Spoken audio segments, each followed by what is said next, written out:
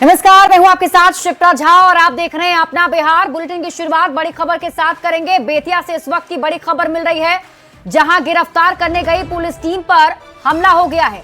ग्रामीणों ने जवानों को बंधक बना लिया। घंटों तक पुलिसकर्मियों को बंधक बनाकर रखा गया है।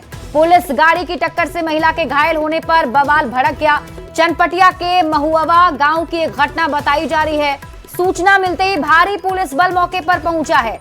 गांव को पुलिस छावनी में तब्दील कर दिया गया है और मामले में अब आगे की कार्रवाई में पुलिस की टीम जुटी हुई है। तो इस वक्त की बड़ी खबर आपको बेतिया से बता रहे हैं, जहां गिरफ्तार करने गई पुलिस टीम को पर ग्रामीणों ने हमला किया और ग्रामीणों ने जवानों को बंधक बनाकर रखा है। घंटों पुलिसकर्मियों को बंधक बनाया गया। महिला के घायल होने पर बवाल भड़का था।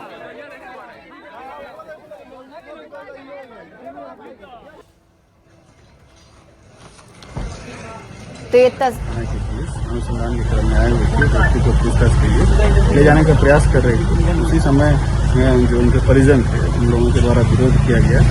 इसी क्रम में सूचना है कि एक महिला घायल है, तो उनको हम लोगों ने हॉस्पिटल जीएमसीएच भेज दिया है। और जो व्यक्ति जिनको ले जाने का प्रयास किया जा रहा था, उनका भी कहना था कि मुझे भी चोट आई है, तो उनको भी हम लोगों ने एम्बुलेंस बुला के जीएमसीएच भेजा है। जीएमसीएच में बात हो गई है, उनकी इलाज चल रही है, अच्छे ढंग से इलाज चल रही है। कानून व्यवस्था की स्थिति सामान्य है। बड़ी खबर आपको पटना से बताते हैं, जहां मादक पदार्थों के खिलाफ छापेमारी करने गई नारकोटिक्स विभाग की टीम पर स्थानीय लोगों और अपराधियों ने हमला कर दिया है। मामला बुद्ध कॉलोनी थाना अंतर्गत मंदिरी काठ पुल इलाके का है।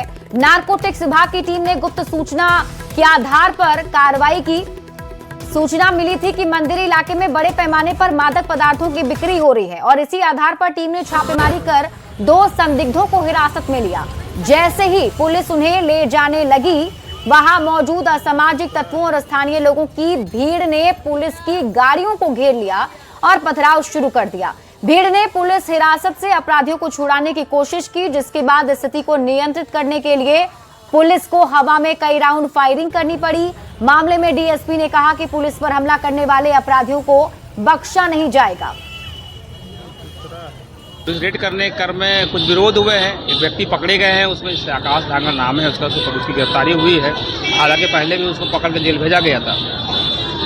कुछ नारकोटिक्स के रूप में जो स्मैक का पुड़िया बरामद हुए हैं और जो भी कार्रवाई हुई, जिसने भी विरोध किया उस संबंध में एक आवेदन हम लोगों ने FIR प्रॉपर्ली करके आगे कार्रवाई भी कर रहे हैं। काफी लोग जो है वहाँ पे पुलिस की कोशिश किया गया। मैंने बताया ही है कि उसको छुड़वाने के लिए जो भी लोग लगे हुए थे, ये गंभीर अपराध किया है। जिसमें जो भी लोग लगे हैं, काफी बड़ी गंभीर अपराध है। मुजफ्फरपुर से आपको बड़ी खबर बताते हैं, जहां महिला सिपाही की संदिग्ध स्थिति में मौत हो गई है। पारू थाने में तैनात थी महिला सिपाही प्रीति कुमारी। किराए के मकान में प्रीति की लाश मिली है। थाने के बगल में ही किराए का मकान था। पति और बच्चे के साथ रहती थी और मौके पर फिलहाल पुलिस की टीम पहुंची भी है। पति को हिरासत में लिया गया है। पति पत्नी के बीच झगड़ा होने की बात सामने आ रही है। FSL की टीम मामले की जांच कर रही है। महिला सिपाही की संदिग्ध मौत से पुलिस महकमे में हड़कंप है।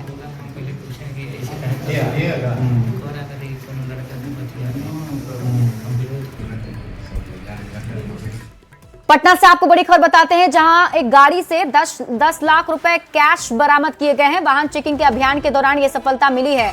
दीघा थाना क्षेत्र में चेकिंग हो रही थी। पुलिस ने 350 ग्राम गांजा जब्त किया है। कार्रवाई के दौरान एक आरोपी गिरफ्तार किया गया। दीघा इलाके में लगातार चेकिंग से अपराधियों में हड़कंप है। तो बड़ी खबर आपको पटना से बता रहे हैं, एक गाड़ी से 10 लाख रुपए कैश मिला है। 350 ग्राम गांजा भी जब्त किया गया है।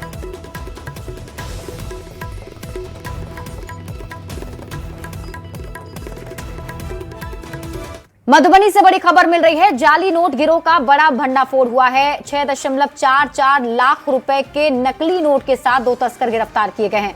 नगर थाना पुलिस ने रेलवे स्टेशन के पास कार्रवाई की। गिरफ्तार आरोपी सूर्यदेव कुमार सूरज नालंदा का निवासी बताया जा रहा है और उदल पासवान गया जी का रहने वाला है। नेपाल ले जाकर इसे खपाने की तैयारी थी। Colour printer, note cutter machine समेत कई उपकरण बरामद किए गए हैं। जाली नोट छापने और तस्करी के नेटवर्क का खुलासा किया गया है। पुलिस अब गिरोह के अन्य सदस्यों की तलाश में जुटी हुई है।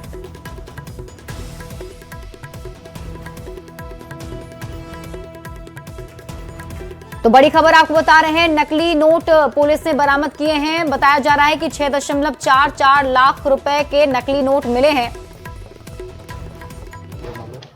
नकली नोट के साथ में 2 अपराधी गिरफ्तार हुए हैं। इनके पास से करीब 600 मूल्य के भारतीय नकली नोट मिले हैं, जिसमें 500 के, 200 के, 100 के भी नोट शामिल हैं। हम लोग ने घेराबंदी करके उसको यहाँ बुलवाया नोट खरीदने के बहाने, और उसकी गिरफ्तारी हुई। तो इसका नाम है सूर्यदेव कुमार और सूरज कुमार। ये हरनौत थाना जिला नालंदा का रहने वाला है। जहानाबाद से बड़ी खबर मिल रही है, जहां सिविल कोर्ट को उड़ाने की धमकी दी गई है। मेल पर कोर्ट को उड़ाने की धमकी मिली है। अलर्ट मोड में पुलिस और पदाधिकारी हैं। सिविल कोर्ट की सुरक्षा बढ़ा दी गई है। तो इस वक्त की बड़ी खबर आपको जहानाबाद से बता रहे हैं, जहां देखिए सिविल कोर्ट को उड़ाने की धमकी दी गई। बताया जा रहा है कि मेल के जरिए कोर्ट को उड़ाने की धमकी दी गई है। जैसे ही जानकारी पुलिस की टीम को मिली है, पुलिस अलर्ट मोड पर है और सिविल कोर्ट की सुरक्षा भी बढ़ा दी गई है। तस्वीरें आपको दिखा रहे हैं। आज जैसे ही ये जानकारी पुलिस की टीम को मिली, पुलिस ने सिविल कोर्ट की सुरक्षा बढ़ाई है। एक एक करके सभी की जांच की जा रही है। जो भी सिविल कोर्ट परिसर में लोग हैं और जिन्हें एंट्री दी जा रही है, उन सबकी सुरक्षा जांच करने के बाद ही एंट्री दी जा रही है। देखिए, लगभग 1 महीने पहले हमारे पास में और माननीय जिला न्यायाधीश महोदय के पास में एक रजिस्टर्ड पोस्ट से एक सूचना मिली थी कि 17 मार्च 2026 को जो कोर्ट है उसके अंदर किसी प्रकार के जो बम से उसको उड़ाने की धमकी दी गई थी। तो आज क्योंकि 17 मार्च है, तो आज भी हम लोगों ने उसके अंदर पूरा सिक्योरिटी ऑडिट कराया है। 1 महीने के अंदर हम लोगों ने लगातार 2 बार उसके अंदर सिक्योरिटी ऑडिट कराया। कहाँ पे सीसीटीवी कैमराज हैं, एंट्री एग्जिट के अंदर क्या क्या HHMD मशीन्स की आवश्यकता है, मेटल डिटेक्टर की आवश्यकता है। खबर आपको पटना सिटी से दिखाते हैं, जहां पैजावा में NH किनारे मकान में अवैध लॉटरी और गेसिंग कूपन छापने के कारोबार का खुलासा किया गया है। STF और पुलिस की टीम ने छापेमारी कर धंधे का खुलासा किया है। पुलिस ने मौके से ढेर सारा प्रिंटिंग मशीन और लगभग 1 करोड़ रुपए की अवैध लॉटरी और गेसिंग कूपन भी बरामद किया। पुलिस ने मामले में 18 लोगों को हिरासत में लिया है। STF को गुप्त सूचना मिली थी कि पैजावा इलाके में अवैध लॉटरी और गेसिंग कूपन छापने का कारोबार किया जा रहा है। फिलहाल पुलिस गिरफ्तार आरोपियों की निशानदेही पर ताबड़तोड़ छापेमारी अभियान में जुटी हुई है। इस संयुक्त रेड में इस बिल्डिंग पे छापा मारा गया तो पाया गया कि बहुत सारे प्रिंटिंग मशीन्स और उसके साथ साथ लॉटरी और कूपन बहुतायत मात्रा में यहाँ पे स्टॉक किया गया है।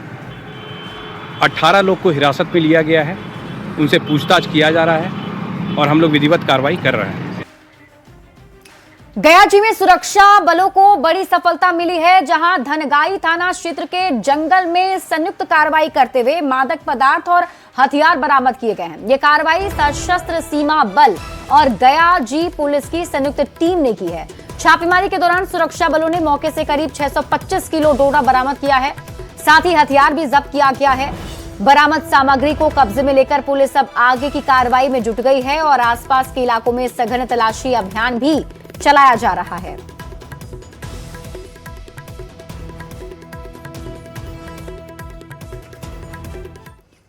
समस्तीपुर से बड़ी खबर मिल रही है, जहां संदिग्ध परिस्थिति में युवक का शव मिला है और शव मिलने से पूरे इलाके में सनसनी फैल गई। बैजू पासवान के रूप में मृतक की पहचान हुई है। परिजनों ने युवक के हत्या की आशंका जताई। पुलिस पूरे मामले की जांच में जुटी है।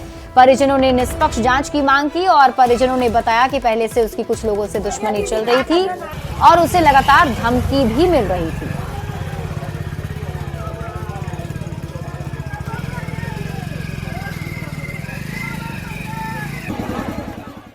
डकारी चौक पर पता चला है किसको गेटी दाब के मार दिया। किसको? बैजू पास कौन है बैजू? भाई है। भाई है, क्या नाम है? बैजू पास उम्र कितना है? जोर से 35। पिता का नाम? कपिलेश्वर पासवान। कपिलेश्वर पासवान। मतलब कहाँ पर मारा गया है उसको? डकारी चौक पर लाश मिला। यहाँ रंजीतपुर में एक सूचना मिली कि खतवाहा में मकई क्या ये केला के पेड़ के पास एक शव पाया गया है। किस जगह? खतवाहा स्कूल स्कूल के बगल में केलवनी उसी के पास। तो वहाँ से 100 लाख वो लोग घर में रखा। फिर हम लोग जब आए यहाँ पे तो उनके घर पर पाया गया। घर में हम लोग देखे और ये लोग परिवार के जो सदस्यगण है वो जता रहे हैं कि हत्या का शंका जता रहे हैं, लेकिन पोस्टमार्टम के बाद आने के बाद सब रिपोर्ट क्लियर हो जाएगा। पटना से बड़ी खबर मिल रही है। फतुहा थाना क्षेत्र में दो बाइक की टक्कर हो गई। आमने सामने की टक्कर में युवक की मौके पर ही मौत हो गई है। हादसे में बाइक सवार 3 युवक घायल हो गए हैं। गंभीर हालत में तीनों को पीएमसीएच रेफर किया गया है। दनियावा राजमार्ग पर कोल्हर पुल के पास यह हादसा हुआ। तो पटना से आपको बड़ी खबर बता रहे हैं, जहां दो बाइक की आमने सामने टक्कर हो गई और इस हादसे में युवक घायल हो गया है।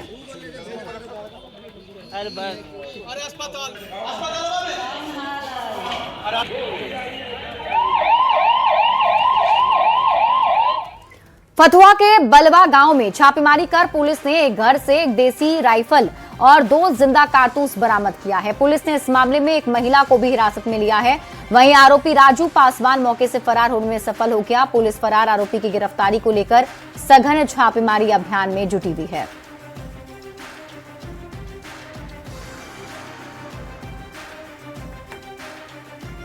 पूर्वी चंपारण जिले की चकिया पुलिस ने आज 2 बदमाशों को मार गिराया और इस एनकाउंटर में एसटीएफ के जवान श्री राम यादव शहीद हो गए, जबकि 2 अपराधी कुंदन ठाकुर और उसका साथी प्रियांशु कुमार ढेर कर दिया गया। बड़ी बात यह कि सोमवार को ही बदमाश कुंदन ठाकुर ने पुलिस कर्मियों की लाश बिछाने की धमकी नेपाल के एक फोन नंबर से दी थी, जिसके बाद पुलिस ने यह एनकाउंटर किया। कल भी छपरा और बाढ़ इलाके में क्रिमिनल्स का हाफ एनकाउंटर किया गया था।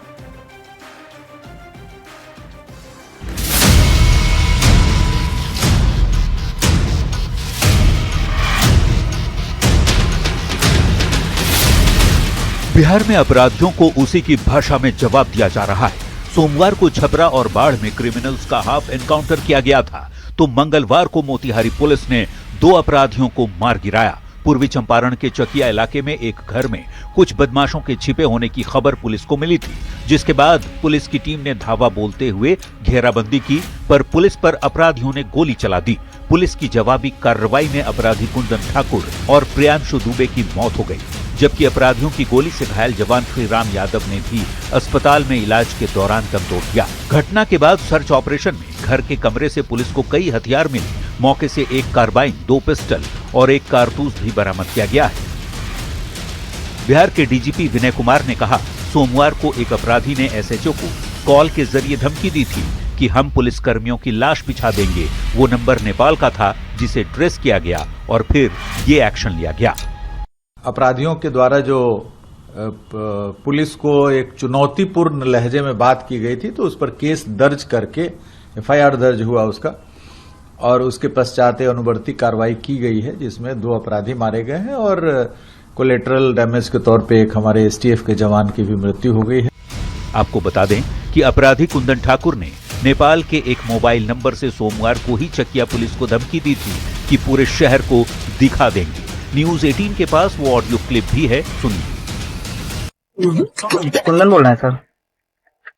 जी बोलो। ये क्या चल रहा है? पता है सर, हम न्यूज में देखे कि अपराधी पुलिस के बीच मुठभेड़ में एक अपराधी घायल। पता है अगला न्यूज क्या होगा? न्यूज देखे हैं, अपराधी पुलिस के बीच मुठभेड़ में एक अपराधी घायल हो गया है। पता है अगला न्यूज क्या होगा? साफ है कि बिहार पुलिस ने अपराधियों को खुली चुनौती दे डाली है कि गोली चलाओगे तो गोली खाओगे भी। वैसे लगातार जारी एनकाउंटर की घटनाओं से उम्मीद है कि अपराधियों में खौफ कायम होगा और वे पुलिस को चुनौती देने की सोचने से भी बचेंगे। Bureau report, news 18।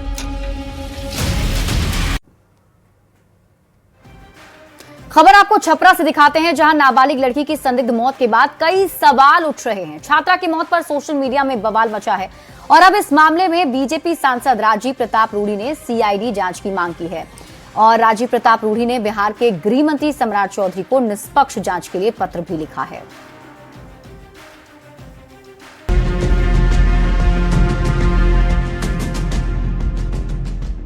छपरा की डेरनी में नाबालिग छात्रा की संदिग्ध मौत के मामले में पूरे बिहार को जैसे झकझोर दिया है। छात्रा की मौत पर सोशल मीडिया पर हंगामा मचा है। लोग छात्रा के लिए इंसाफ की मांग कर रहे हैं। अब इस मामले में बीजेपी सांसद राजीव प्रताप रूढ़ी ने चुप्पी तोड़ी है। रूढ़ी ने कहा कि इस मामले की निष्पक्ष जांच जरूरी है। रूढ़ी ने पूरे मामले की सीआईडी जांच की मांग करते हुए गृह मंत्री सम्राट चौधरी को भी पत्र लिखा है। और मेरा ऐसा मानना है कि निष्पक्षता के लिए ये बहुत जरूरी है कि एक तरफ पुलिस का अनुसंधान और उनके तथ्य, अनुसंधान के तथ्य, और दूसरी तरफ लोगों का मानना, स्थानीय लोगों का बयान, टीवी यूट्यूब ब्लॉगर्स का बयान, उनका विश्लेषण, उसके बाद मीडिया में, सोशल मीडिया में, तो ये जरूरी है कि इसका अनुसंधान ठीक ढंग से करके सच्चाई तक, गहराई तक पहुंचा जाए। इधर पीएचईडी मंत्री संजय सिंह ने भी डेडली में छात्रा के परिवार वालों से मुलाकात की। मंत्री के पहुंचते ही मौके पर मौजूद भीड़ ने पुलिस पर आरोपों की छड़ी ही लगा दी। मंत्री ने मौके पर मौजूद डीआईजी को निष्पक्ष जांच के आदेश दिए हैं। परिवार को इंसाफ मिले, इसके लिए हमने निर्देश दिया है कि जो भी चीजें हो सही दिशा में जांच होनी चाहिए और जिस किसी के साथ अन्याय नहीं होनी चाहिए। छपरा के डेरनी में 11 मार्च को नाबालिग लड़की की संदिग्ध मौत हो गई। मृतक के परिवार का आरोप है कि गांव के ही 5 लड़के उसे जबरन उठाकर ले गए और उसके साथ रेप किया। रेप के बाद कुएं में उसे फेंक दिया गया। हालांकि इस कांड में मेडिकल रिपोर्ट आने के बाद नया मोड़ आ गया। पुलिस ने मेडिकल रिपोर्ट में दुष्कर्म के सबूत नहीं मिलने की बात कही। पुलिस ने मौत के पीछे डूबने को वजह बताया। पुलिस ने इस पूरे मामले में एक नामजद आरोपी को भी गिरफ्तार किया है। लेकिन छात्रा की मौत और गैंगरेप के बाद कुएं में फेंकने के आरोप के बाद पूरे बिहार में इस घटना को लेकर आक्रोश है। पीड़ित परिवार सरकार से चीख कर इंसाफ की मांग कर रहा है। बड़ा सवाल कि पुलिस बाकी आरोपियों को कब गिरफ्तार करेगी? पुलिस की थ्योरी पर क्यों सवाल उठ रहे हैं? पीड़ित परिवार के आरोपों की निष्पक्ष जांच होगी? नाबालिग लड़की के गुनहगारों को सजा कब मिलेगी? आखिर पुलिस इस जघन्य वारदात को गंभीरता से क्यों नहीं ले रही? न्यूज़ 18 के लिए छपरा से संतोष गुप्ता की रिपोर्ट। खबर आपको पटना से दिखाते हैं, जहां बिहार में मादक पदार्थों की खरीद और बिक्री दोनों पर नकेल कसने के लिए राज्य व्यापक नियंत्रण ब्यूरो का गठन किया गया है और इसका संचालन बिहार पुलिस मद्य निषेध इकाई के द्वारा किया जाएगा। इस बात की जानकारी एडीजी अमित कुमार जैन ने दी है, जिन्होंने बताया कि राज्य स्वापक नियंत्रण ब्यूरो नारकोटिक्स कंट्रोल ब्यूरो की तर्ज पर ही काम करेगी। अभी जब से ये स्वापक नियंत्रण ब्यूरो का गठन किया गया, तब से हम लोगों ने हर प्रकार के जितने भी स्टेप्स हैं इनकी बरामदगी के लिए, इसमें आसूचना संकलन से लेकर के तलाशी, जब्ती सूची, बरामदगी, जब्त पदार्थ जांच के लिए जो नमूना लिया जाता है, प्राथमिकी, गिरफ्तारी, अनुसंधान, पिट एनडीपीएस, सबके बारे में एक एसओपी बना करके सभी जिलों को सर्कुलेट कर दिया है। मिडिल ईस्ट में चल रहे युद्ध का असर आम लोगों की रसोई पर देखा जा रहा है। सासाराम में भी लोग गैस सिलेंडर के लिए लंबी लंबी कतार में लगने को मजबूर हैं। कई लोगों की शिकायत है कि ऑनलाइन बुकिंग भी नहीं हो पा रही है, लेकिन जिला प्रशासन अलग ही दावा कर रहा है। प्रशासन का कहना है कि कल से होम डिलीवरी के माध्यम से गैस सिलेंडर घर घर भेजा जाएगा। वहीं एजेंसी के प्रबंधक का कहना है कि कल से होम डिलीवरी फिर से शुरू कर दी जाएगी। किसी को एजेंसी पर आने की जरूरत नहीं है। से कैसे नहीं मिलत ना, लाइनों लागता, लाइन लेके बैठल बनी वो में कहता मैसेजे नहीं किया। कब से लाइन में लगे हैं?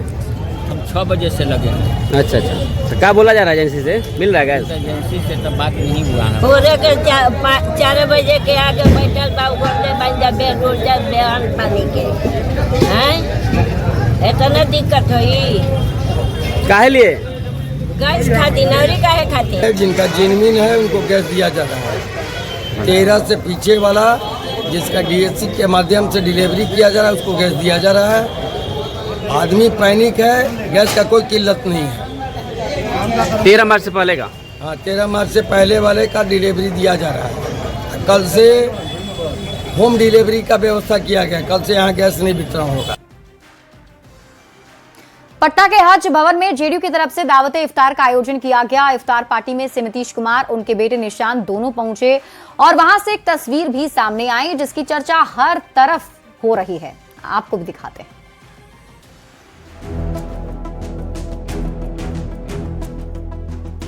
दावत इफ्तार बिहार की राजनीति में ये एक ऐसा शब्द है जो हर साल चर्चा का विषय बनता है।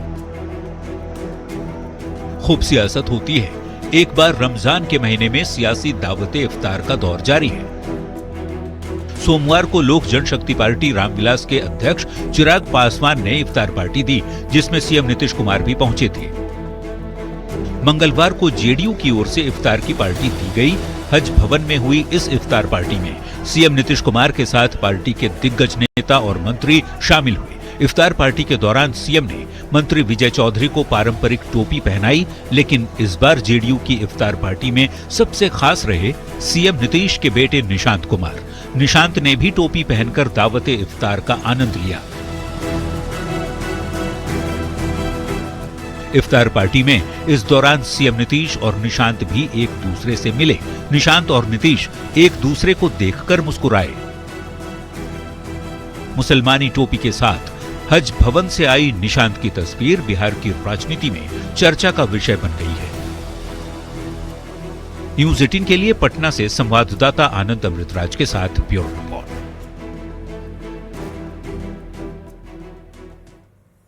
खबर आपको सुपौल से दिखाते हैं, जहां नगर परिषद के सफाई कर्मियों और पुलिस के बीच चल रहा विवाद फिलहाल थम गया है। 48 घंटे से जारी हड़ताल जिलाधिकारी सावन कुमार के आश्वासन के बाद खत्म कर दी गई। दरअसल वार्ड 22 में नाला निर्माण के दौरान एक सफाई कर्मी के साथ कथित मारपीट के बाद विवाद बढ़ गया था। कार्रवाई नहीं होने से नाराज कर्मियों ने धरना प्रदर्शन और जाम किया, जिससे शहर की सफाई व्यवस्था ठप हो गई थी। बाद में मुख्य पार्षद राघवेंद्र झा के नेतृत्व में शिष्टमंडल ने डीएम से मुलाकात की। फिलहाल हड़ताल खत्म है, लेकिन कार्रवाई नहीं होने पर ईद के बाद फिर आंदोलन की चेतावनी दी गई है।